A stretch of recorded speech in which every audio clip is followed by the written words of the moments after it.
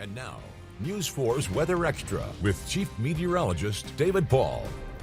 Welcome into Weather Extra on this Thursday evening. Finally, some rainfall in the Wiregrass this morning. The severe threat overall was on the limited side. Right. That was some good news. And the good news is that most areas got some decent rain. Yeah, taking a look at the rainfall totals that we had, I mean, that line was just moving slow enough to provide a decent soaking, which, of course, we knew that we needed. Yeah, we have not seen much rain at all this year or this meteorological winter going back to the beginning of December. Check out these numbers across the Wiregrass today. 0.98 inches officially at the airport in Dothan, but some areas were over an inch. Mariana, 1.35. Enterprise, 1.25. Ozark, 1.22.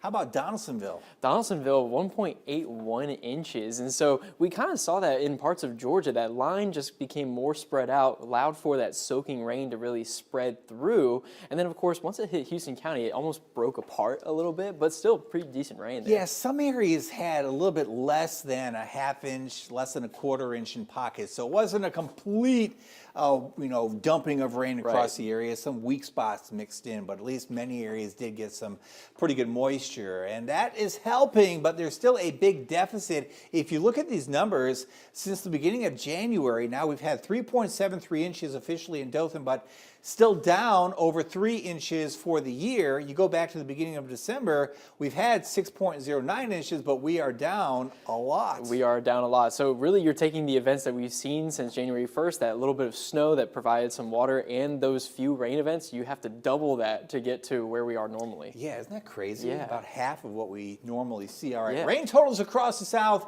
Come on, plot. Had a really cool contour of all the colors, but apparently it's not plotting. But you get the idea. Northward, it rained pretty good. Huntsville, 2.36 inches over the past 48 hours. Fort Payne, 2.93. Atlanta at the airport, 3.74. Montgomery, almost 2.5 inches. So if you look at the big view, well, we didn't do quite so well, but we knew the heavier rainfall would be lining up areas north of us, and it certainly did. So let's go through time here. This rainmaker from the morning hours long gone. Pretty quiet for tonight. For tomorrow, into tomorrow night, some cloud cover coming back in. Going into the day on Saturday, more and more clouds, but still dry. The change comes in Sunday morning. There's that line of showers and storms in Ryan as it moves on through. There could be some gusty winds right around 7 o'clock Sunday morning. Maybe some pockets of rotation. Right, exactly. That low-level jet is in place, and you don't need too much energy to allow for those storms to kind of rotate and pack some of that potential, but it is still on the low side, but of course we'll be tracking that through the weekend. Be weather aware for a Sunday. More rain possible next Wednesday as well. And cold air. We're to cover that and go in the yard with me next. And now, News 4's Weather Extra.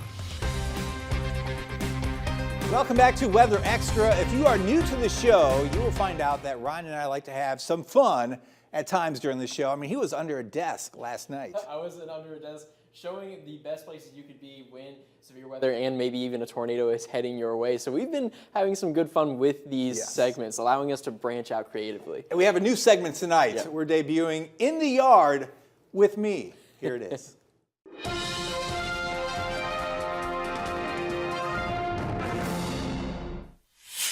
Weeks of warm air since the January deep freeze has sent the landscape into spring mode. Some trees and bushes are flushing with new growth. These citrus trees are loaded with new leaves and flower buds that will produce this year's fruit. They need to be protected as frost and perhaps freeze conditions return next week. Fruit trees like peaches can sustain damage if they bloom and then get hit by a late freeze. The same goes for blueberries. Some flowering shrubs have been kicked into overdrive by recent highs in the 70s and 80s. But some of this new growth could be knocked back by temps dropping into the 20s. If you have tender plants coming to life in your yard, make sure you have the sheets and frost blankets ready for next week. I'm mentally preparing because I was so wiped out from all that cold weather protection back in January, but be ready because everything has really come to life. It feels like spring outside, but winter is going to roar back in next week. Right, exactly. I'm sure the plants have had time to kind of think like spring is here with the Right. 70s and 80s, and now with that cold coming in, yeah, you want to be wary with when it settles in next week. Absolutely. There's so much cold air to the north up there right now, over Canada into the U.S. You saw some of those single-digit readings farther to the north. Here at home, we are in the mild air, 40s and 50s right now, but that cold air is really not too far away.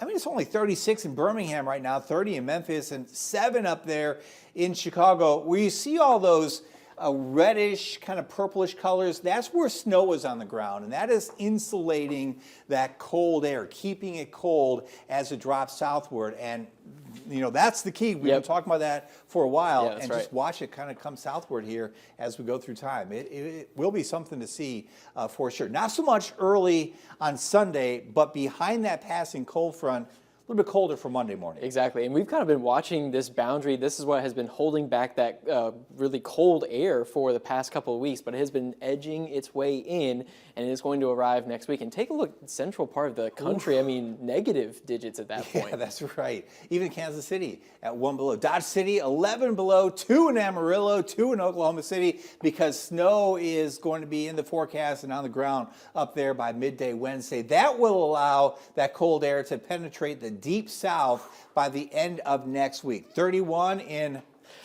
Lafayette. Oh my goodness, you got me off guard.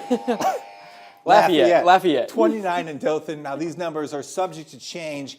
Generally, the thinking is lows right around 30 to 32 for us next Friday morning. This is, if you're new, the accountability buzzer. So we are making sure that get some use. We're teaching Ryan how to say Lafayette. Get some very good use. That's right. Well, be ready for, number one, the severe weather on Sunday, and then the cold air for next week. We'll have more weather extras tomorrow night right here. Good night.